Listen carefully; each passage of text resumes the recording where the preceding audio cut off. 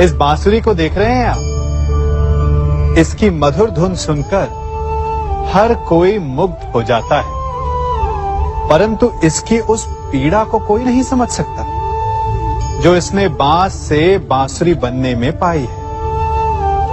पीड़ा सहकर ही इसमें से सुर निकलते हैं जो मन को शांति देते हैं। इसी प्रकार पत्थर से प्रतिमा को देव रूप बनने में छेनी और हथौड़ी की मार सहनी पड़ती है, तभी उसकी पूजा होती है। बात यह है कि निर्माण के लिए स्वयं के टूटने का विज्ञान बहुत ही आवश्यक है। जब टूटकर चूर हो जाओगे तभी नया अस्तित्व पाओगे, अर्थात शक्ति पाने से पूर्व पीड़ा का भोग करना आवश्यक है। यदि पीड़ा से भागोगे तो शक्ति नहीं पाओगे। अभी आप पर निर्भर करता है कि आपको बांस बनकर रहना है या बांसुरी, पत्थर बनकर रहना है या प्रतिमा के रूप में सजना है।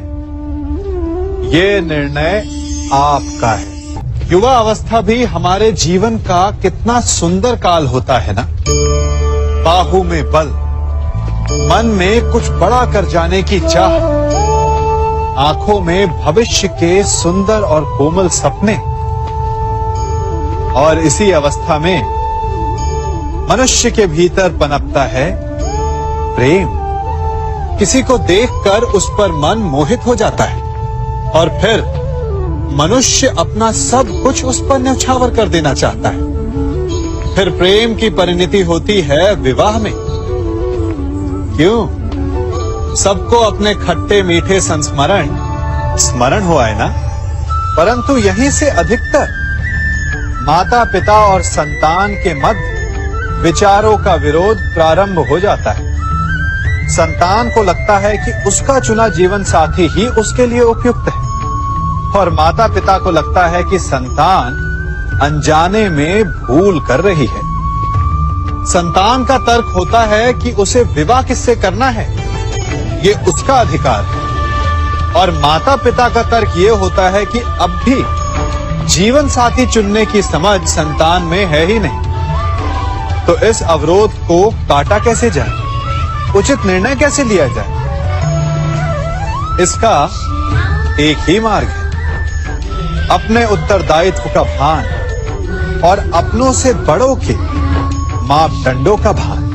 विवाह करने से पूर्व ये जान लेना आवश्यक है कि विवाह केवल अपने प्रेम को पाने का मार्ग नहीं है, अपितु विवाह से जीवन का एक नया द्वार भी खुलता है, और हर नए जीवन के साथ नए उत्तरदायित्व भी होते हैं। और यदि इन उत्तरदायित्वों को समझकर निर्णय लिया जाए तो विश्वास कीजिए, आपका दाम्पत्य जीवन आनंद से भरा रहेगा और आपको कभी ये पछतावा नहीं होगा कि आपने कोई अनुचित निर्णय लिया।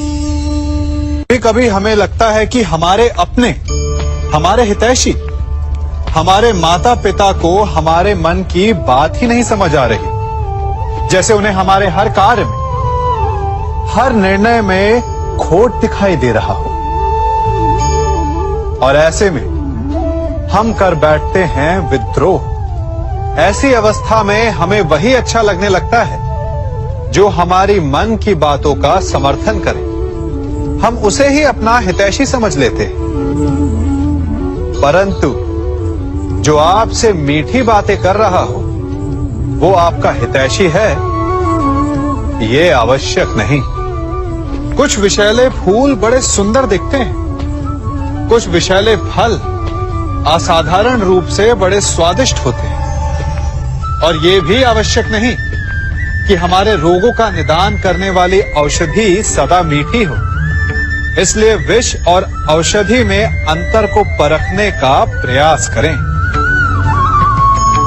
हो सकता है जो आपके हित की बात कर रहा हो वो आपको संकट के गर्त में ले जा रहा हो। बात बात पर आवेश में ना आए। हो सकता है कि आपके माता पिता की कड़वी बातों में आपका ही हित छिपा। और माता पिता को भी प्रयास करना चाहिए कि यदि उनकी संतान अनुचित निर्णय ले रही है तो उसके अनुचित होने का भान प्रेम से करवाएं, दबाव और शासन से नहीं। क्योंकि कभी कभी कटु शब्द और कटु वचन अनुचित निर्णय को और पक्का कर देता है। हर शब्द अपने आप में इतना शक्तिशाली होता है कि यदि आप चाहें तो उन्हीं शब्दों से सृजन कर सकते हैं और चाहे तो नाश भी। फिर चाहे सृजन और नाश नए संबंधों का हो या फिर नए युग का। आजकल सर्वत्र सहनशीलता की कमी है। बात बात पर लोग झगड़ जाते हैं, विवाद पर उतारू हो जाते हैं। कारण शब्दों का प्रयोग। शब्दों का और वचनों का उचित प्रयोग करना सीखिए। आपकी आधी समस्याएं तो वहीं समाप्त हो जाएंगी। शब्द हमारी सबसे बड़ी पूंजी। उनका सोच समझकर भली प्रकार उपयोग करना ही श्रेयस्कर। जो शब्द की महिमा और शक्ति को पहचान गया वो इस सृष्टि के आनंद को भी समझ गया। आप भी समझिए। हम सब जीव हैं, अर्थात जीवन जी रहे हैं और जीवन जीते समय उसके पश्चात की कल्पना भी करते हैं कि मृत्यु के पश्चात हमें स्वर्ग मिलेगा, नर्क, अप्सराओं का नृत्य देखने को मिलेगा या यमदूत हमें दंड दे रहे होंगे। परंतु एक प्रश्न सामने आता है, कभी ऐसा हो सकता है कि मृत्यु किसी और की हो और स्वर्ग हमें मिल जाए? नहीं, हमें स्वर्ग और नर्क हमारी ही मृत्यु के पश्चात मिलेगा। अर्थात यदि फल पाना है तो कर्म स्वयं को ही करना होता है। केवल सोचने से कुछ नहीं होता, स्वप्न देखने से कुछ नहीं होता। उसे पूर्ण करने के लिए स्वयं ही परिश्रम करना होता है। तो उठो, जागो और लक्ष्य की प्राप्ति तक संघर्ष करो, क्योंकि यही एक मार्ग है स्वयं को संतुष्ट करने का, स्वयं को आगे बढ़ाने का। इस अग्नि को देख रहे हैं? क्या क्या कर सकती है ये अग्नि?